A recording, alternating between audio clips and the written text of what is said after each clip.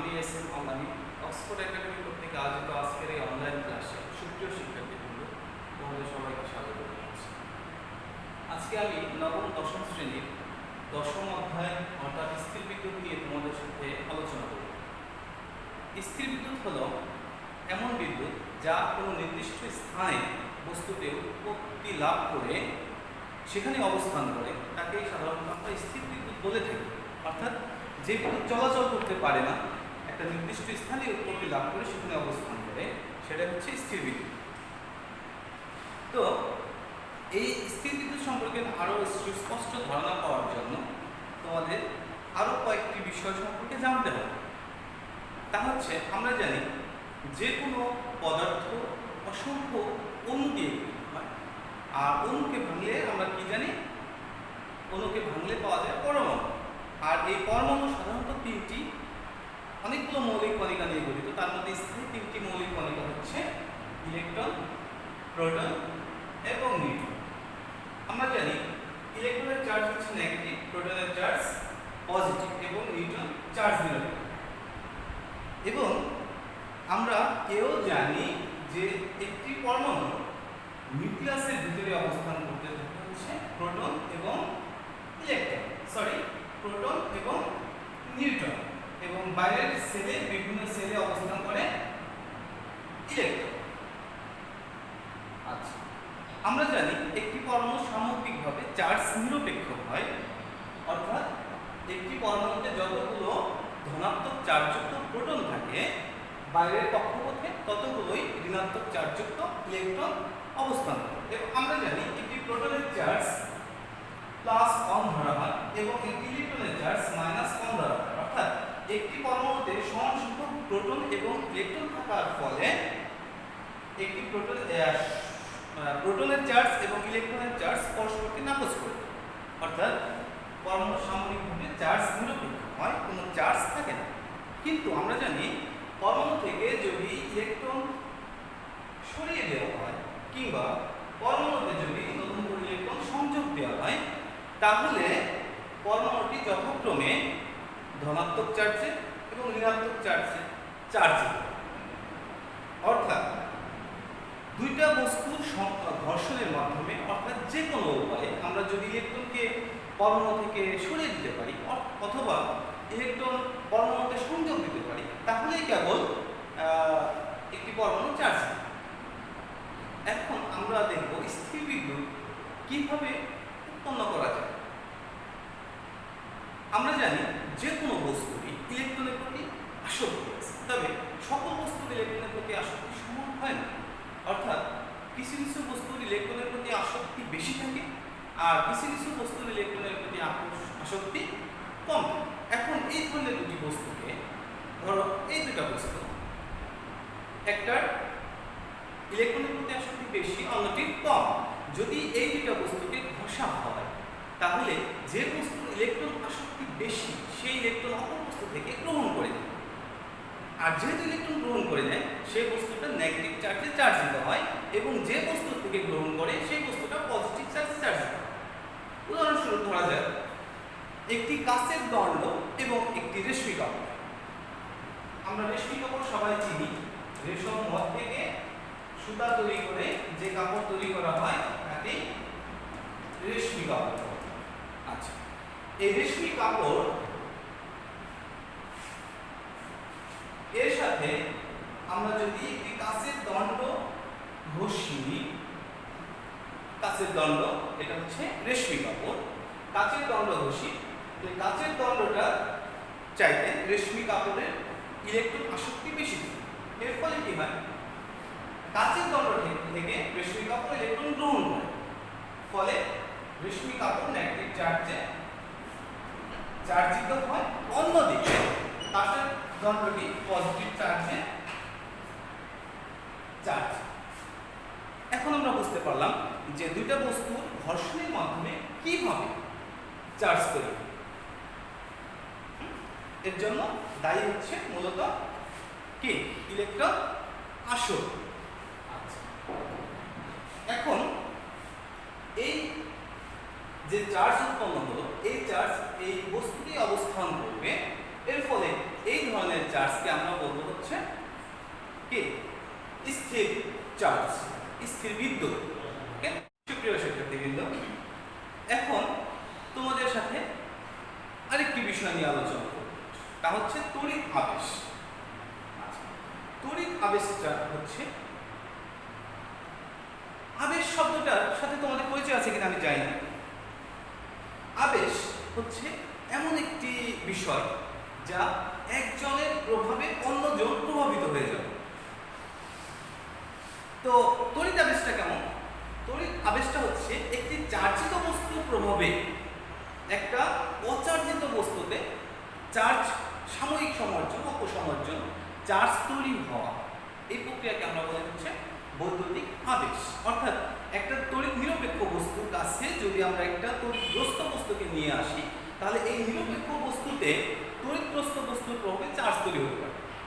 এই ধরনের এই প্রক্রিয়াকে বলা হয় বৈদ্যুতিক আবেশ। শিক্ষার্থীবৃন্দ, আবেশের ফলে নিরপেক্ষ বস্তুতে যে চার্জ তৈরি হয় তা হচ্ছে আবিষ্ট চার্জ। ঠিক আছে? এবং যে আবিষ্ট চার্জ তৈরি হলো যে চার্জের প্রভাবে, তাকে বলা হয় আবেশ চার্জ। একটা উদাহরণ দিয়ে বিষয়টি ক্লিয়ার করা যায়। এই বস্তুটি নিরপেক্ষ বস্তু, অর্থাৎ আধা নিরপেক্ষ বস্তু। এই বস্তুটার কাছে যখন আমরা একটি চার্জিত বস্তু নিয়ে আসি, সে কাছের দণ্ডটাই আমরা নিয়ে আসলাম। যদি এই অনাহিত বস্তুর কাছে একটি আহিত বস্তু, চার্জিত বস্তু নিয়ে আসি, তাহলে এই আমরা জানি এই অচার্জিত বস্তুর মধ্যে পজিটিভ নেগেটিভ দুই ধরনের চার্জই রয়েছে। তো সেক্ষেত্রে কি হবে? সমস্ত ধনাত্মক চার্জের প্রভাবে ঋণাত্মক চার্জগুলো যে প্রান্তে আমরা অচার্জিত বস্তুর যে প্রান্তে আমরা কাছের দণ্ডটি নিয়ে এসেছি, অর্থাৎ চার্জিত বস্তুটি নিয়ে এসেছি, সমস্ত ঋণাত্মক চার্জগুলো সেই প্রান্তে অবস্থান করবে এবং পজিটিভ চার্জগুলো ঠিক তার বিপরীত প্রান্তে অবস্থান করবে। অর্থাৎ এই বস্তুতে পজিটিভ এবং নেগেটিভ দুটি পোল তৈরি হবে। এখন আমরা যদি এই বস্তুটি হাত দিয়ে স্পর্শ করি কিংবা ভূ সংযুক্ত করি, তাহলে অপর প্রান্তে পজিটিভ চার্জগুলো ভূমি থেকে ইলেকট্রন এসে পজিটিভ চার্জগুলো নিঃসরিত হয়ে যাবে। অর্থাৎ এখানে আর কোনো পজিটিভ চার্জ থাকবে না, বা থাকবে নিঃসরিত হয়ে যাবে। পজিটিভ এবং নেগেটিভ চার্জগুলো পরস্পরকে নাকচ করে দেবে। অর্থাৎ এখানে নেগেটিভ চার্জের আধিক্য ঘটবে, অর্থাৎ এই বস্তুটি তখন ঋণাত্মক চার্জে চার্জিত হবে। অনুরূপভাবে আমরা যদি একটি অচার্জিত বস্তুর কাছে ঋণাত্মক চার্জ নিয়ে আসি, তাহলে অপর প্রান্তে ঋণাত্মক চার্জ উৎপন্ন হবে এবং তা যদি ভূ সংযুক্ত করি, তাহলে সমস্ত ইলেকট্রনগুলো ভূমিতে চলে যাবে এবং এই বস্তুটি তখন ধনাত্মক চার্জে চার্জিত হবে। এভাবে বৈদ্যুতিক আবেশ প্রক্রিয়ায় যে কোনো অচার্জিত বস্তুকে চার্জিত বস্তুতে পরিণত করা যায়। বৈদ্যুতিক আবেশের একটি মজার ঘটনা তোমাদের সাথে শেয়ার করব। শীতের দিনে যখন পরিবেশ শুষ্ক থাকে, আমরা গোসলের পরে অনেকে চিরুনি দিয়ে চুল আঁচড়ায়। লক্ষ্য করলে দেখবা, যখন চিরুনি দিয়ে চুল আঁচড়ানোর পরে চিরুনি ছোট ছোট কাগজের টুকরোগুলোকে আকর্ষণ করছে, বা চুলের কাছাকাছি যখন নিয়ে যাওয়া হয় তখন সেই চুলগুলোকেও সেই চিরুনি আকর্ষণ করছে। এইটা হচ্ছে মূলত তড়িৎ আবেশ, বৈদ্যুতিক আবেশ। এটা কিভাবে হলো? এটা এই ঘর্ষণের মাধ্যমে স্থির বিদ্যুৎ তৈরি হওয়ার ফলে সেখানে তড়িৎ আবেশের প্রক্রিয়ার সৃষ্টি হয়েছে। আমরা জানি চিরুনি হচ্ছে প্লাস্টিকের তৈরি, আর অন্যদিকে পশমের সাথে যখন চিরুনিকে ঘষা হয়, তখন পশমের চেয়ে চিরুনির ইলেকট্রন আসক্তি বেশি হয়। এর ফলে পশম থেকে চিরুনি ইলেকট্রন গ্রহণ করে নেগেটিভ চার্জে চার্জিত হয়। এটা আমরা ধরলাম এটা হচ্ছে সেই চিরুনি, এটা নেগেটিভ চার্জে চার্জিত হয়েছে ঘর্ষণের ফলে। আচ্ছা, যখন কাগজের টুকরোগুলোর কাছে আমরা নিয়ে আসি, তো কাগজের টুকরোগুলোর মধ্যে দুই ধরনের চার্জ ছিল। হচ্ছিল যখনই আমরা কাগজের টুকরোর কাছাকাছি চিরুনিকে নিয়ে আসি তখন নেগেটিভ চার্জের প্রভাবে সমস্ত পজিটিভ চার্জগুলো চিরুনির প্রান্তে অবস্থান করে, যে প্রান্তে চিরুনি আছে সেই প্রান্তে, আর নেগেটিভ চার্জগুলো অন্য প্রান্তে সরে যায়। আমরা জানি পজিটিভ এবং নেগেটিভ দুই ধরনের চার্জ পরস্পরকে আকর্ষণ করে এবং সমধর্মী চার্জগুলো বিকর্ষণ করে। তো চিরুনিতে আছে নেগেটিভ চার্জ এবং কাগজের টুকরোতে তৈরি হলো পজিটিভ চার্জ, যে প্রান্তে চিরুনি আছে সে প্রান্তে। এর ফলে পজিটিভ নেগেটিভের দ্বারা আকর্ষিত হবে এবং তা চিরুনির গায়ে লেগে যাবে। ঠিক আছে, এভাবে তড়িৎ আবেশ প্রক্রিয়ায় কি ছোট ছোট কাগজের টুকরোগুলোকে চিরুনি আকর্ষণ করবে। এটা হচ্ছে বৈদ্যুতিক আবেশ। এখন আমরা কোনো বস্তুতে চার্জ আছে কি নেই এবং থাকলেও কোন ধর্মী চার্জ আছে তা কিভাবে জানা যায় তা নিয়ে আলোচনা। এর জন্য আমাদের একটি যন্ত্র প্রয়োজন হবে, খুব সরল একটি যন্ত্র, যাকে বলা হয় ইলেকট্রোস্কোপ অর্থাৎ তড়িৎ বীক্ষণ যন্ত্র। আমরা জানি ছোট ছোট জিনিসকে বড় করে দেখার জন্য যে যন্ত্র ব্যবহার করা হয় তা হচ্ছে অণুবীক্ষণ যন্ত্র। দূরের জিনিসকে দেখার জন্য যে যন্ত্র ব্যবহার করা হয় তাকে বলা হয় দূরবীক্ষণ যন্ত্র। আর কোন বস্তুতে আধান বা চার্জ আছে কিনা বা কোন ধরনের চার্জ আছে, পজিটিভ নাকি নেগেটিভ নাকি নিরপেক্ষ, তা জানার জন্য যে যন্ত্র ব্যবহার করে থাকি তা হচ্ছে তড়িৎ বীক্ষণ যন্ত্র বা ইলেকট্রোস্কোপ। আচ্ছা, এখন একটা ইলেকট্রোস্কোপের সরল একটি ইলেকট্রোস্কোপের গঠন আমরা জানি। আমি বোর্ডে একটা চিত্র আছি, সরল একটি চিত্র। এই ইলেকট্রোস্কোপ সাধারণত একটা ধাতব চাকতি থাকে, এই ধাতব চাকতির সাথে একটি ধাতব দণ্ড লাগানো থাকে এবং এর অপর প্রান্তে দুটি স্বর্ণের পাত লাগানো থাকে এবং এটি এমনভাবে লাগানো থাকে যেন স্বর্ণের পাত দুটি কি ফাঁক হতে পারে, মানে যথেষ্ট জায়গা থাকবে, এরকম শুধু কাছাকাছি থাকবে। আচ্ছা, এখন এই যন্ত্রটিকে একটি কাচের পাত্রে ঢুকানো থাকবে যাতে বায়ু প্রবাহ বা আর্দ্রতা কোনো প্রভাব না পড়ে। এবং এই যন্ত্রে কাচের পাত্রটির মুখ সিপি দিয়ে বন্ধ করা থাকে এবং এর ভিতরে যে বায়ু থাকে তাতে সামান্য জলীয় বাষ্প যাতে না থাকে এজন্য একটি পাত্রে চক অথবা ঝামা পাথর রেখে দেওয়া হয়। এর ফলে যন্ত্রটির কার্যক্ষমতা একটু বৃদ্ধি পায় এবং এই দুই পাশে স্বর্ণের পাতের দুই পাশে টিনের পাত রাখা। এই টিনের পাত কেন রাখা হয় তা হচ্ছে যন্ত্রের সুবেদিতা বাড়িয়ে দেওয়ার জন্য, অর্থাৎ যন্ত্রের নির্ভুলতাকে আরেকটু বাড়িয়ে দেওয়ার জন্যই সাধারণত দুই পাশে টিনের পাত রাখা হয়। ওকে, এটা হচ্ছে স্বর্ণের পাত। হ্যাঁ, আচ্ছা, এই যন্ত্র দিয়ে কোন বস্তুতে আধানের অস্তিত্ব বা প্রকৃতি নির্ণয়ের জন্য আমাদের প্রথমেই এই যন্ত্রটিকে চার্জিত করি। চার্জিত করা মানে কি? চার্জিত করা মানে এই বস্তুতে একটি নির্দিষ্ট ধর্মীর চার্জ প্রয়োগ করতে হবে। ধরা যাক এই বস্তুকে আমরা নেগেটিভ চার্জে চার্জিত করতে চাই, তাহলে আমি তোমাদের ঠিক আগের লেসনে শিখিয়েছি যে একটি বস্তুকে কিভাবে, নিরপেক্ষ বস্তুকে কিভাবে চার্জিত করতে হবে। ধরা যাক এই যন্ত্রটিকে আমরা ঋণাত্মক চার্জে অর্থাৎ নেগেটিভ চার্জে চার্জিত করি।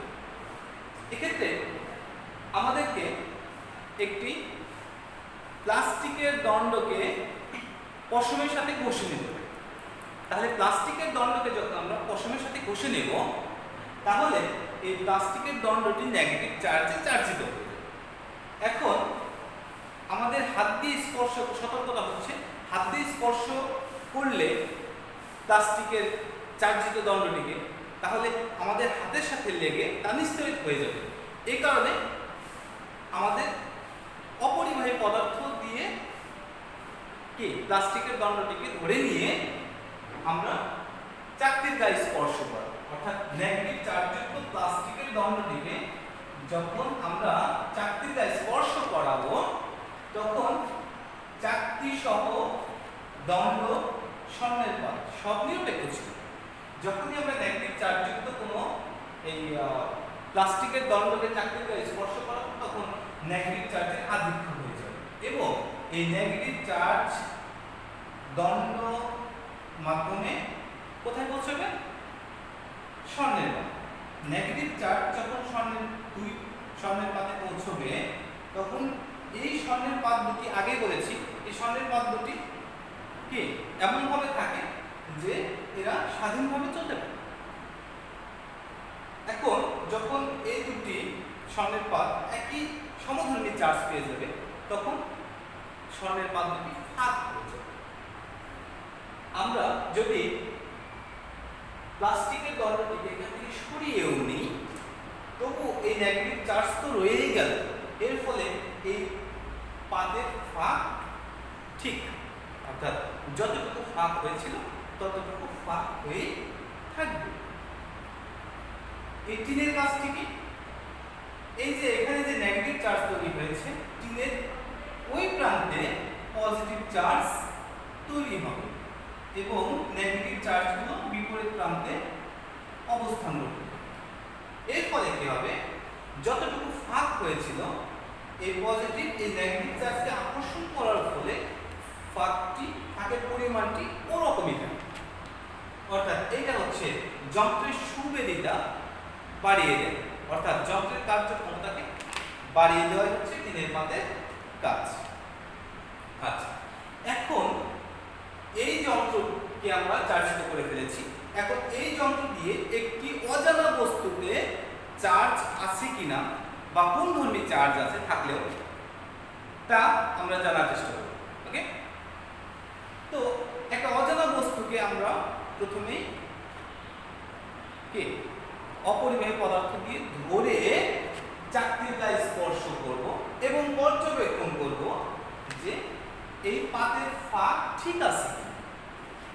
এখন যদি আমরা স্পর্শ করানোর পরে দেখি এই স্বর্ণের পাতের ফাঁক যে পরিমাণ ছিল তার চেয়ে বেশি বেড়ে গেছে, বৃদ্ধি পেয়েছে, তাহলে আমরা মনে করব এই বস্তুতে, অজানা এই বস্তুতে নেগেটিভ চার্জের উপস্থিতি আছে। কারণ নেগেটিভ চার্জ, আরো কিছু নেগেটিভ চার্জ এর ভিতরে চাকতি বেয়ে, দণ্ড বেয়ে যখন স্বর্ণের পাতে পৌঁছবে, অর্থাৎ চার্জের ঘনত্ব যত বেড়ে যাবে, কি বিকর্ষণ করার ক্ষমতাও তত বেড়ে যাবে, অর্থাৎ ফাঁকের পরিমাণটাও বেড়ে যাবে। আর যদি আমরা চাকতির গায়ে অজানায় এই বস্তুকে স্পর্শ করানোর পরে লক্ষ্য করি যে ফাঁকের পরিমাণ কমে গেছে, তাহলে আমরা মনে করব এখানে বিপরীত চার্জ আছে, অর্থাৎ পজিটিভ চার্জ রয়েছে। কারণ এই পজিটিভ চার্জ কিছু নেগেটিভ চার্জকে নিস্তড়িত করবে, এর ফলে পাতের ফাঁকের পরিমাণটা কমে আসবে। আর যদি পর্যবেক্ষণে আমরা লক্ষ্য করি যে ফাঁকের পরিমাণ যেমন ছিল ঠিক তেমনই আছে, তাহলে আমরা বুঝবো যে এই কে আমাদের আলোচ্য যে বস্তু, সে বস্তুতে কোনো চার্জ নেই, অর্থাৎ বস্তুটি তড়িৎ নিরপেক্ষ। ঠিক আছে, এভাবে তড়িৎ বিক্ষণ যন্ত্র বা ইলেকট্রোস্কোপের মাধ্যমে আমরা কোনো বস্তুতে আধানের অস্তিত্ব এবং প্রকৃতি নির্ণয় করে থাকি, এবং এই হচ্ছে তার একটি সরল গঠন যা আমি তোমাদের সাথে আলোচনা করলাম। এখন আমি তোমাদের সাথে আলোচনা করব ইলেকট্রিক ফোর্স, অর্থাৎ বৈদ্যুতিক বল নিয়ে। বৈদ্যুতিক বল কি? আমরা মহাকর্ষ বল সম্পর্কে জেনেছি এর আগে। মহাকর্ষ বল ছিল মহাবিশ্বের যে কোনো দুটি বস্তু যখন পরস্পরকে একটি যে বল দিয়ে আকর্ষণ করে, সে বলকে আমরা বলেছি মহাকর্ষ বল। আর বৈদ্যুতিক বলটি হচ্ছে যে কোনো চার্জিত বস্তু, যে কোনো চার্জিত বস্তু, সেটা পজিটিভ বা নেগেটিভ, পরস্পরকে যে বল দিয়ে আকর্ষণ করে তা হচ্ছে বৈদ্যুতিক বল। এখন দুটি চার্জিত বস্তুর মধ্যে যে ক্রিয়াশীল বল, একটি পজিটিভ, দুটি পজিটিভ হতে পারে, বা একটি পজিটিভ অন্যটি নেগেটিভ, অথবা দুটি নেগেটিভ হতে পারে। তো দুটি চার্জিত বস্তুর মধ্যে যে বল পাস করে তাকে বলা হয় বৈদ্যুতিক বল। এখন এই বৈদ্যুতিক বল সাধারণত একটি সূত্র মেনে চলে, তা হচ্ছে কুলম্বের সূত্র। বিজ্ঞানী কুলম্ব যে কোনো চার্জিত বস্তুর মধ্যে ক্রিয়াশীল আকর্ষণ বা বিকর্ষণ বল নির্ণয়ের একটি সূত্র আবিষ্কার করেন। আমরা এই সূত্রটিকে কুলম্বের সূত্র বলে থাকি। সূত্রটি হচ্ছে দুটি চার্জিত বস্তু পরস্পরকে যে বল দিয়ে আকর্ষণ করে তা এই চার্জ দ্বয়ের গুণফলের সমানুপাতিক। ধরি একটি চার্জ হচ্ছে Q1, অন্যটি হচ্ছে Q2। তাহলে এদের মধ্যে ক্রিয়াশীল তড়িৎ বল যদি F হয়, তাহলে F সমানুপাতিক Q1 Q2, অর্থাৎ চার্জ দুটির গুণফলের সমানুপাতিক। এবং এই চার্জ দুটি একটি নির্দিষ্ট মাধ্যমে যে দূরত্বে রাখা হয় ওই দূরত্বের বর্গের ব্যস্তানুপাতিক, অর্থাৎ এই তড়িৎ বলটি দূরত্বের বর্গের ব্যস্তানুপাতিক, অর্থাৎ (1/s) দূরত্বের বর্গের ব্যস্তানুপাতিক। আচ্ছা, এই দুটি সম্পর্ক থেকে আমরা একটি সমীকরণ তৈরি করতে পারি। এই দুটি সম্পর্কে আমরা পাচ্ছি যখন F সমান আমরা পাচ্ছি Q1 Q2 into 1/d²।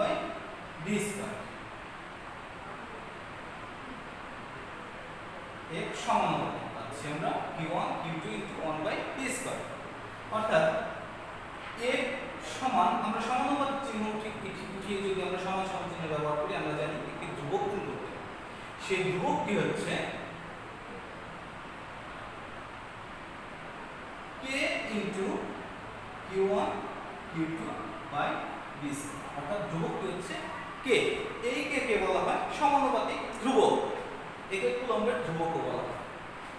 এর একটি নির্দিষ্ট মান আছে, যেহেতু একটি ধ্রুবক এর একটি নির্দিষ্ট মান আছে, তা হচ্ছে K সমান 9 into 10⁹ newton metre square per coulomb square. এটা হচ্ছে সমানুপাতিক ধ্রুবক। আচ্ছা, এই সূত্রটি ব্যবহার করে আমরা যে কোনো দূরত্বে দুটি নির্দিষ্ট পরিমাণ চার্জিত বস্তুর মধ্যে ক্রিয়াশীল আকর্ষণ বা বিকর্ষণ বল বের করতে পারি। ঠিক আছে, পরবর্তীতে আমাদের যখন বিভিন্ন গাণিতিক সমস্যা আসবে, তখন গাণিতিক সমস্যাগুলোকে আমরা এই সূত্রের মাধ্যমে সমাধান করতে পারবো। অর্থাৎ ক্রিয়াশীল বল বের করার যে সূত্র, আমরা এই সূত্রের মাধ্যমে তা বের করতে পারবো। ঠিক আছে, তো সুপ্রিয় শিক্ষার্থী বন্ধুরা, আজকে আমরা এই পর্যন্তই আলোচনা করলাম। তোমাদের কাজ থাকবে এই করোনা দুঃসময়ে বাসায় তো অবশ্যই বসে আছো, ঘরবন্দি হয়ে আছো, বাসায় শুধু অলস সময় না কাটিয়ে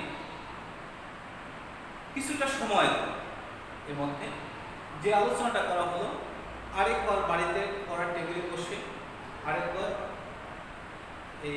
একটু পড়াশোনা করো, দেখবা তোমাদের মস্তিষ্ক কাজ করছে। কারণ অলস মস্তিষ্ক আমরা জানি শয়তানের আড্ডা। তো যাই হোক, আমরা কি করবো, বাসায় বসে না থেকে পড়াশোনা করবো। ওকে, ধন্যবাদ সবাইকে, আল্লাহ হাফেজ।